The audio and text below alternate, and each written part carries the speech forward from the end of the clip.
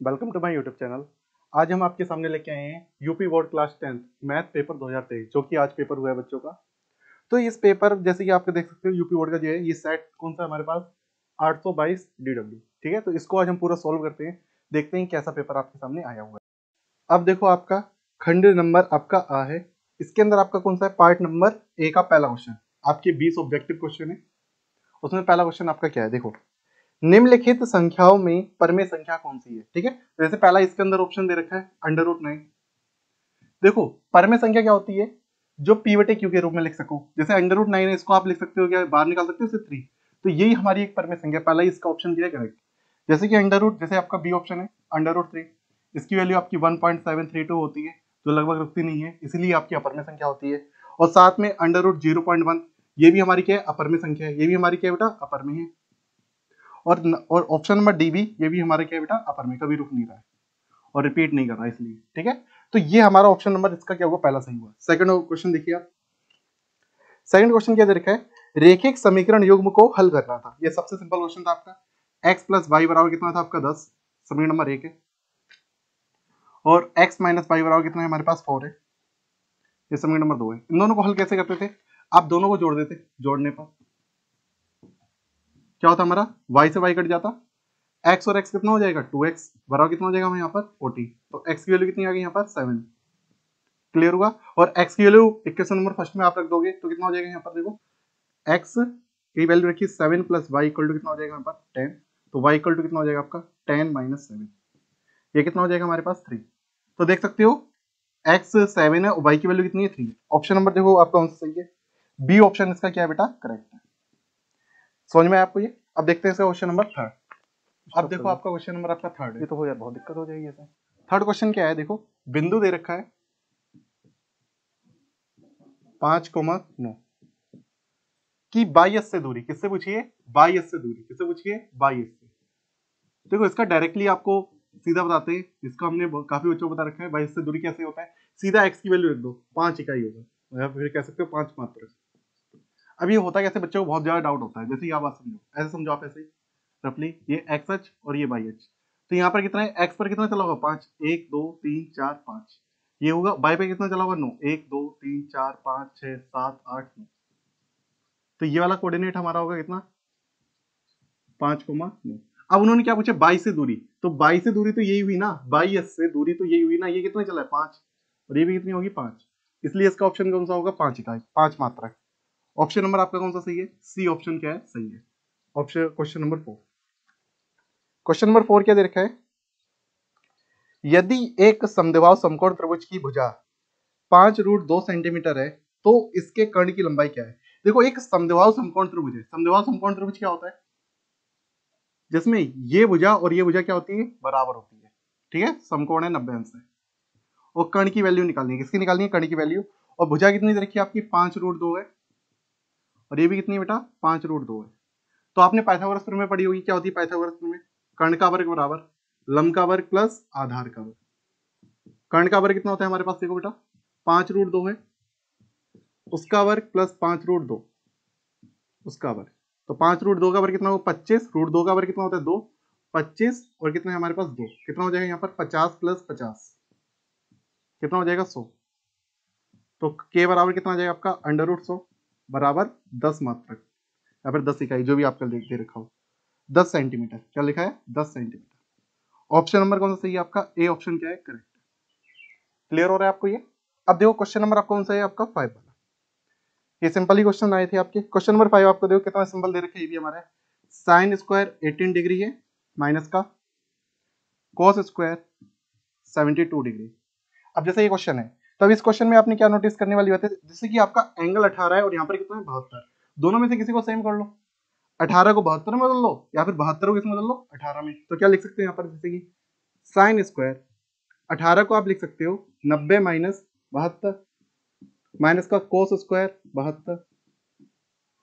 अब sign 90 minus theta क्या होता है हमारा कोस थीटा, कोस स्क्वायर कितना होगा 72 माइनस का कोस स्क्वायर 72, इससे एक कट गया, कितना है हमारे पास 0, दैट योर आंसर। तो देख सकते हो 0 कौन सा है हमारा, बी ऑप्शन क्या है हमारा, करेक्ट है। इधर ही कर लेते हैं हम लोग आगे भी question. Question number 6। Question number 6 क्या दे रखा है, देखो ये क्वेश्चन काफी बच्चों का गलत है। इसमें क्या देखो, किसी धनात्मक समपूर्णांक, देखो समपूर्णांक दे रखा है, समपूर्णांक, समपूर्णांक हमें दे रखा है कितना है, पी है। देखना बेटा सम संख्या ये पूर्णांक नहीं है आपका। और इसमें क्या पूछा, धनात्मक विषम पूर्णांक, क्या पूछा है, विषम पूर्णांक। और काफी बच्चे देखो विषम पूर्णांक क्या लगा के हैं इसका आंसर, पूर्णांक कितना लगा के हैं, 2p+1, क्या लगा के हैं 2p+1, जो कि गलत है। इसका ऑप्शन क्या होगा, सीधा सीधा p+1, क्योंकि देखो ये तो सम संख्या है, जो सम आपकी वजह से मान लेते 2 है, उसमें यदि हम 1 ऐड कर देंगे तो कितना हो जाएगा, 3 हो जाएगा, कितना हो जाएगा 3। तो यहाँ पर कितना हो जाएगा, p+1। अब लेकिन किसी के बच्चे में चल रहा है सर 2 है, 2 का यदि 2 में गुणा करेंगे कितना हो जाएगा 4, उसमें एक जोड़ेंगे कितना आएगा 5, ये भी तो विषम है। सही बात है, लेकिन जहां तक ये पी के लिए ये वाला ऑप्शन ज्यादा करेक्ट माना जाएगा, है ये भी सही 2p+1 वाला भी, लेकिन ज्यादातर ऑप्शन कौन सा सही है, p+1। ऑप्शन नंबर कौन सा सही है आपका, बी ऑप्शन क्या है, करेक्ट है। बी ऑप्शन क्या होगा, करेक्ट होगा। ये काफी बच्चे इसको लगा के आएंगे, काफी बच्चे। ठीक है, तो अब देखते हैं क्वेश्चन नंबर 7। क्वेश्चन नंबर 7 आपका क्या है, देखो, यदि संख्याओं 7, 8, 11 x और 11 और 14 का माध्य x है तो x का मान ज्ञात कीजिए। देखो बात समझो, कितना दे रखा है, 7, 8, x, 11 और 14 का समांतर माध्य भी हमें दे रखा है, मतलब कि x बार भी हमें कितना दे रखा है, x है। तो x बार का फॉर्मूला आपको पता है, इन सबको जोड़ लो आप, 7 + 8 + x + 11 + 14 बटे कितने लोग हैं, 1 2 3 4 5, 5 है, 5 का भाग दे दो। x बार भी कितना है, x है, इधर इनको ऐड करेंगे कितना आएगा, देखो बात समझो, 7 और 8 कितने हो गए यहाँ पर, 15, 15 और ये कितने हो गए यहाँ पर, देखो 15 और 11, 15 और 11 कितने हो गए, 26, 26 और 14 कितने हो गए, 40, कितने हो गए, 40 + x बटे 5 है। क्रॉस मल्टीप्लीकेशन कर दो यहाँ पर, 5x बराबर कितना हो गया, 40 + x, x इधर आ गया कितना हो गया, 5x माइनस का x बराबर 40, तो यहाँ पर कितना हो जाएगा, यहाँ पर 4x बराबर 40, तो x का मान कितना आ जाएगा यहाँ पर 10, कितना आ जाएगा 10। ऑप्शन नंबर कौन सा सही है आपका, बी ऑप्शन क्या है, करेक्ट है। तो यहाँ तक कोई दिक्कत आपको, 7 क्वेश्चन तक, ठीक है। अब देखो बेटा आपका क्वेश्चन नंबर है 8, क्या दे रखा है ये, यदि द्विघात समीकरण ax² + bx + c बराबर 0 के मूल समान है, मूल क्या दे रखे हैं, समान, मूल समान होते हैं, इसका क्या मतलब होता है, b² - 4ac का मान क्या होता है, 0। तो जैसे कि आपका क्वेश्चन नंबर कौन सा है, 8 है, क्या दे रखा है हमारा, ax² + bx + c = 0। तो यहाँ पर ये दे रखा है कि इसके मूल समान है, तो सीधा सीधा b² बराबर 4ac है, मतलब b² - 4ac = 0। देखो यहाँ पर a का मान a है, b का मान b है, c का मान c है। तो यहाँ से सवाल में क्या पूछा, c का मान निकालो, किसका निकालना है, c का। तो b² बराबर इस माइनस को इधर भेजेंगे तो इसका हो जाएगा प्लस का 4ac, और c का मान निकालेंगे तो 4a कहाँ जाएगा, डिवाइड में b²/4a c का मान, तो c का मान कितना हो गया, b²/4a। ऑप्शन नंबर कौन सा सही है, डी ऑप्शन क्या है हमारा, करेक्ट है। क्लियर हुआ आपको ये वाला क्वेश्चन। तो अब देखते हैं क्वेश्चन नंबर कौन सा है हमारा, 9। ये थोड़ा बड़ा क्वेश्चन है, इसको देखिए। इसमें एक आपको ट्रायंगल बना रखा है, उसमें थेल्स प्रमेय का आपका यूज करना पड़ेगा आपको। देखो ये देखो क्या दे रखा है, देखो एक बार इसका ट्रायंगल बनाते हैं।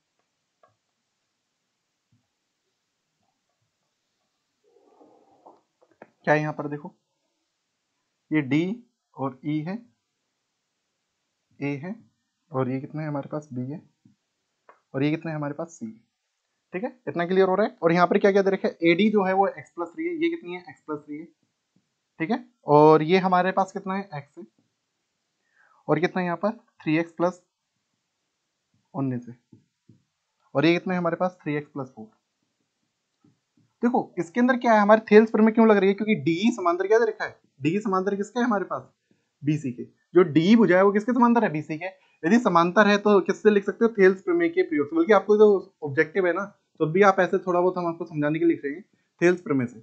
आप क्या लिख सकते हो कि ये भुजा बटे ये वाली भुजा कौन सी, एडी बटे कौन सी बेटा, एडी बटे कौन सा आपका डीबी, किसके इक्वल होगा हमारा, एई बटे ईसी के, एई बटे ईसी के। क्लियर हुआ आपको। अब देखो AD का मान कितना है हमारे पास, x+3 है, DB का मान कितना है हमारे पास, 3x + 19 है, बराबर इसका मान कितना है हमारे पास, AE है, AE का मान कितना है हमारे पास, x है, और ये कितना है हमारे पास 3x + 4। ठीक है, तो अब क्या करोगे, क्रॉस मल्टीप्लीकेशन, इसका इधर और इसका इधर, तो कितना हो जाएगा यहाँ पर x + 3 का मल्टीप्लाई किसमें होगा हमारे पास, 3x + 4 में, और 3x प्लस 19 का मल्टीप्लाई होगा आपका x में। तो इसका अंदर मल्टीप्लाई करेंगे, पहले x का करेंगे तो कितना हो जाएगा 3x स्क्वायर, फिर x का इसमें करेंगे तो कितना हो जाएगा हमारा 4x, और 3 का अब इसमें करेंगे तो कितना हो जाएगा 3 3 जा 9x, प्लस में 3 का इसमें करेंगे तो कितना हो जाएगा 12। x का अंदर मल्टीप्लाई किया तो 3x स्क्वायर, प्लस का 19 का इसमें किया तो 19x। देख सकते हो 3x स्क्वायर से 3x स्क्वायर कट गया, ये कितना हो जाएगा आपका 9 4 13, 13 उधर जाएंगे तो किसके हो जाएंगे माइनस के, 12 बराबर 19x माइनस का 13x। तो यहाँ पर कितना हो जाएगा 12x, 12 बराबर कितना हो जाएगा 19 में से 13 गया, इसमें नीचे आपके 6x, और 6 से इसे काटेंगे कितना आएगा 2, तो x का मान कितना आएगा 2।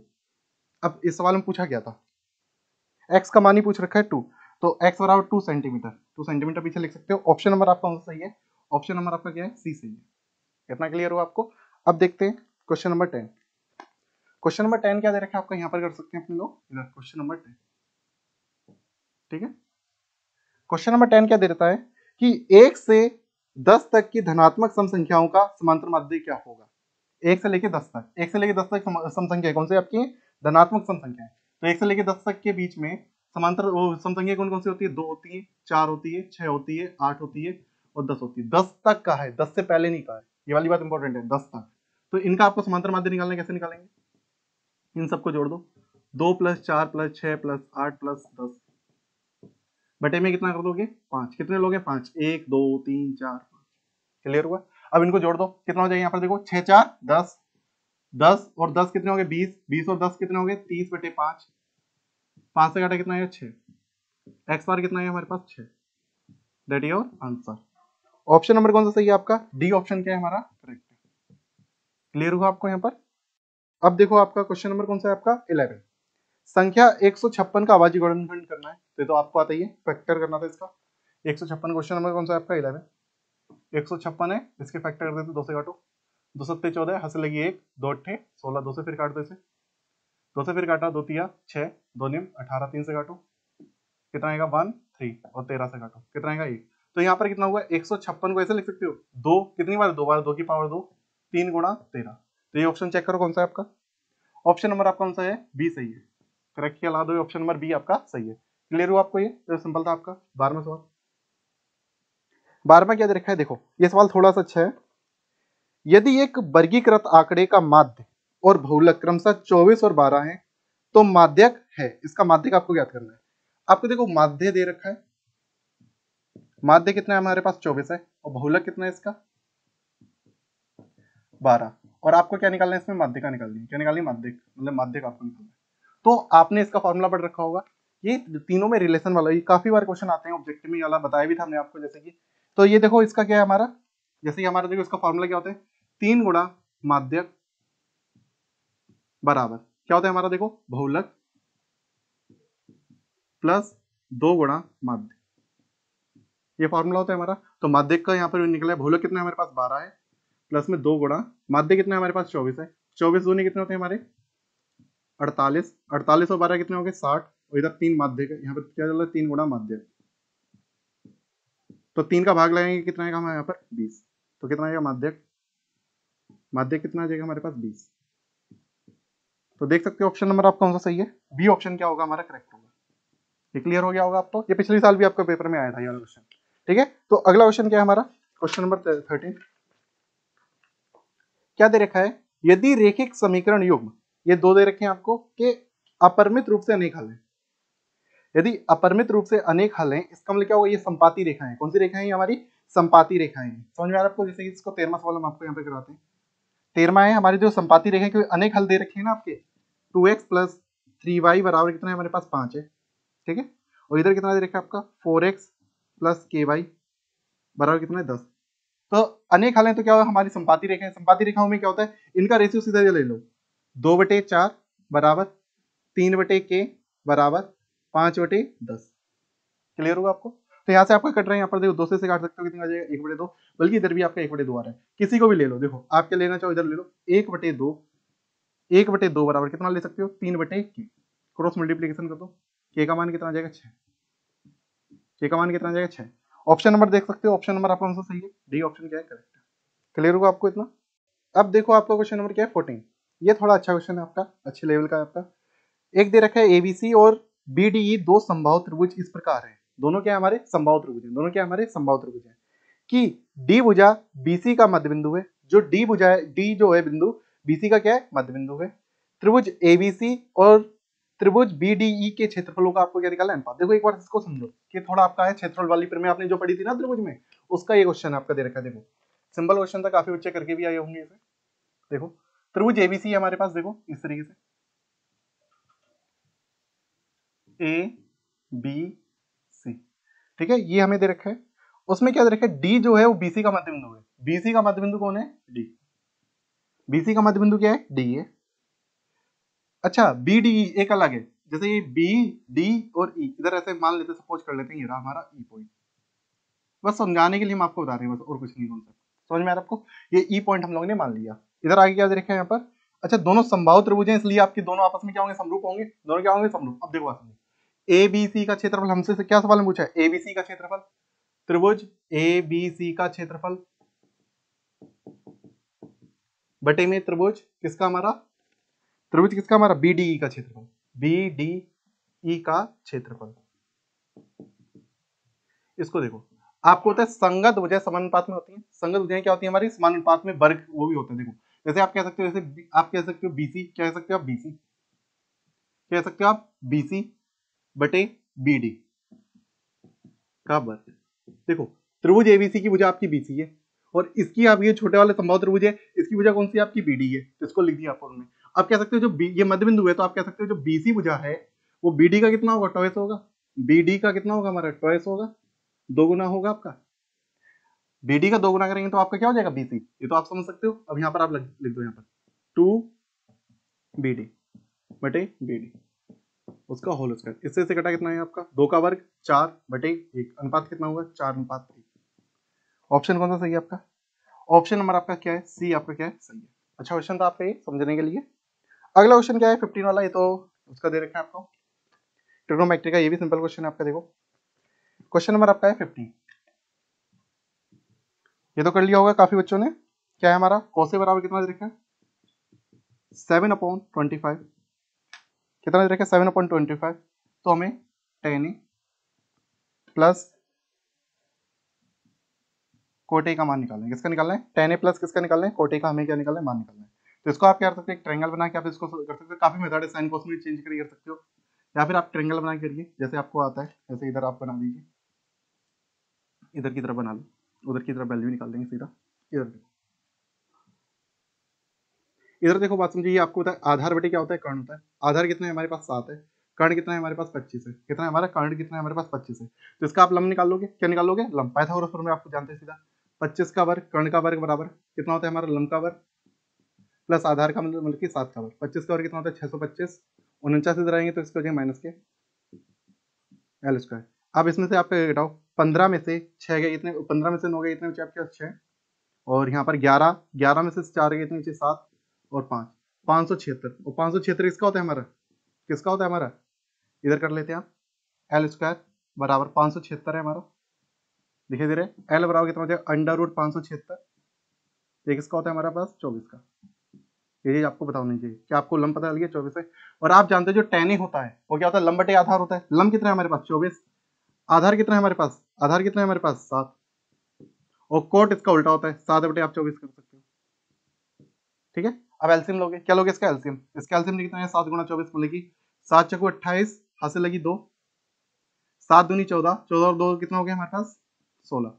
ठीक है, 24 का इधर गुणा हो जाएगा आपका, इसमें गुणा कितने का 24 का, इसमें गुणा होगा कितने का 7 का। 24 का इतना किया तो 576 प्लस में 7 और 7 का किया 49, कितना हो जाएगा यहाँ पर 625 बटे में 168। देख सकते हो आपका ऑप्शन नंबर कौन सा सही है, ऑप्शन नंबर आपका क्या है डी आपका क्या है करेक्ट। क्वेश्चन नंबर 15 हो चुके थे, अब है आपका क्वेश्चन नंबर 16। क्वेश्चन नंबर कौन सा आपका 16। पहले इस क्वेश्चन को समझते हैं क्या दे रखा है। यदि दो वृत्तों की त्रिज्याएं 4 सेंटीमीटर और 3 सेंटीमीटर है तो इन वृत्तों के क्षेत्रफलों के योग के बराबर क्षेत्रफल वाले वृत्त की त्रिज्या ज्ञात करनी है। देखो बात समझो क्या है, जैसे एक वृत्त है जिसकी त्रिज्या कितनी है आपके पास 4 सेंटीमीटर थी, और एक इससे छोटा है आपका, इसकी त्रिज्या कितनी है हमारे पास 3 सेंटीमीटर है। इन दोनों को मिला के एक बड़ा हमने क्या बनाया, एक सर्कल बनाया जिनके क्षेत्रफल का योग है, मतलब कि इसका क्षेत्रफल और इसका क्षेत्रफल के योग के बराबर इसका क्षेत्रफल है। और कितना दे रखा है इसका, इसकी त्रिज्या आपको ज्ञात करनी है। तो मान लेते हैं इसकी त्रिज्या कितनी है, r है। तो इसका क्षेत्रफल कितना होता है हमारा, देखो इसका क्षेत्रफल आप जानते हो पाई r स्क्वायर होता है। r1 दे दो, इसे पाई r2 दे दो, और इसके क्षेत्रफल के बराबर है। समझ में आया? तो त्रिज्या इसकी इतनी दे रखी है आपको 4, 4 का वर्ग प्लस में पाई, ये कितना है हमारे पास 3 का वर्ग पाई r स्क्वायर, पाई कॉमन है, 4 का वर्ग 16, 3 का वर्ग आपका इतना होता है 9 बराबर पाई r स्क्वायर, पाई से पाई कटा हमारा 25 हो गया बराबर r स्क्वायर। r का मान कितना हो गया हमारे पास 5 सेंटीमीटर। तो नई त्रिज्या कितनी होगी 5 सेंटीमीटर। ऑप्शन नंबर आपका कौन सा सही है, ये ऑप्शन क्या है आपका करेक्ट है। क्लियर हुआ आपको ये। अब देखते हैं क्वेश्चन नंबर 17। क्वेश्चन नंबर 17 आपका क्या दे रखा है, द्विघात समीकरण के मूल हैं। अच्छा, इसके आपको फैक्टर करने थे आपके सीधे से, एक्स स्क्वायर माइनस का 3x माइनस का 10 इक्वल टू 0, ये तो कर लिया होगा आप लोग सभी लोगों ने। माइनस 3x इक्वल टू मतलब 10 इक्वल टू 0, ठीक है। 10 के ऐसे फैक्टर करो जिसे आपके माइनस करने पर आपका इतना आ जाए 3 आ जाए। एक्स स्क्वायर तो आप जानते हो 5 माइनस 2 माइनस 10 इक्वल टू 0, तो कितना हो जाएगा यहाँ पर एक्स स्क्वायर माइनस का 5x माइनस माइनस कितना हो जाएगा प्लस 2x, इधर क्या कॉमन है आपका x माइनस 5, 2 कॉमन है x माइनस 5 इक्वल टू 0, तो एक आपका आ जाएगा x माइनस 5 और ये कितना हो जाएगा आपका x प्लस 2 इक्वल टू 0। तो x minus 5 equal to 0, x का मान कितना होगा यहाँ पर 5, और x plus 2 equal to 0, x का मान कितना होगा हमारे पास -2। That your answer. क्लियर होगा। ऑप्शन नंबर कौन सा सही है, +5 और -2। ऑप्शन नंबर आपका कौन सा सही है इसमें, बी ऑप्शन क्या है आपका करेक्ट है। कितना क्लियर हुआ आपको। हाँ, और अब है क्वेश्चन नंबर 18। क्या है क्वेश्चन नंबर अब 18 वाला क्वेश्चन देख लेते हैं क्या है। 17 तक हो चुके हैं, 18 वाला क्वेश्चन आपका देखो इधर।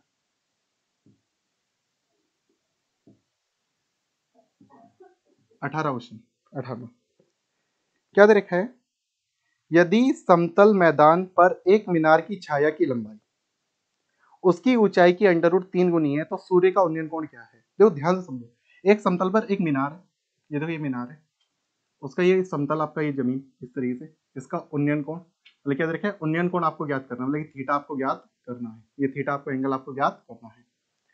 देखो क्या दे रखा है यहाँ पर, बच्चे बहुत ज्यादा मिस्टेक करके आए हैं। मीनार की छाया की लंबाई, ये बेटा देखो ये होती है छाया की लंबाई, छाया की लंबाई ऊंचाई की √3 गुनी है। यदि ऊंचाई आपकी h है तो ये इसकी ऊंचाई की कितनी है √3 गुनी है। बच्चे क्या करके आएंगे, इसको √3 लगा के आएंगे। सवाल में सही लिखा है, देखो मीनार की छाया की लंबाई, किसकी छाया की लंबाई, छाया की लंबाई उसकी ऊंचाई की √3 गुनी है, ऊंचाई की इतनी है √3 गुनी है, ये इसके अंदर कॉन्सेप्ट था। अब आप तो लगा लोगे, लंब बटे आपका आधार है tan थीटा, आप लगा दोगे सीधा सीधा, लंब कितना है h बटे √3 बटे h, ऐसे h कटा 1 बटे √3 बचा tan थीटा, कितने अंश का मान होता है 30 अंश का मान होता है। कितने का होता है ये 30, और थीटा का मान कितना है आपका 30। और काफी बच्चे इसके अंदर क्या लगा के आएंगे 60 अंश, क्या लगा के आ रहे हैं 60 अंश, 60 अंश नहीं होगा इसका 30 अंश होगा। ऑप्शन नंबर सी आपका क्या है करेक्ट है। क्लियर होगा आपको। अब देखो बेटा आपका क्वेश्चन नंबर कौन सा है, 19वां क्वेश्चन। क्या दे रखा है, 45 सेंटीमीटर ऊंचाई और 4 सेंटीमीटर व्यास वाले एक धात्विक ठोस बेलन को पिघलाकर बनाए गए 6 सेंटीमीटर व्यास के ठोस गोलों की संख्या आपको ज्ञात करनी है। तो मतलब क्या आपको दे रखा है, बेलन दे रखा है। देखो क्वेश्चन नंबर कौन सा है आपका 19वां, बेलन जानते हो इस तरीके से,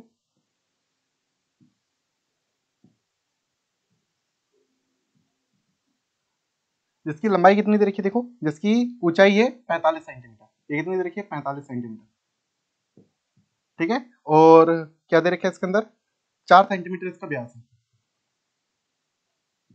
व्यास इसका इतना है 4 सेंटीमीटर, व्यास कितना है इसका 4 सेंटीमीटर है। हाँ, और इसको क्या किया, इसको पिघलाकर क्या किया, इसे पिघलाया गया है,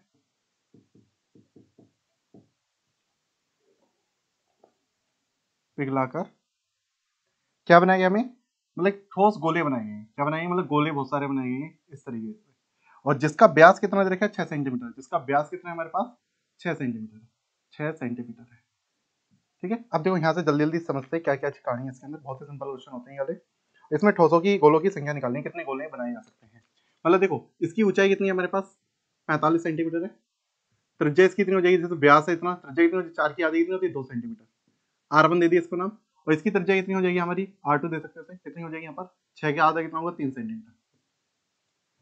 देखो जब भी पिघलाकर बनाया जाता है तो इसका आयतन इसका आयतन क्या हो जाएगा बराबर, तो क्या करते हो कि इसका आयतन कितना होता है, पाई आर स्क्वायर एच होता है, रेडियस इसकी r1 है, और यहाँ पर लेते हैं n, मतलब कि n गोले बनाए गए हैं, और इसका आयतन कितना होता है आपका 4/3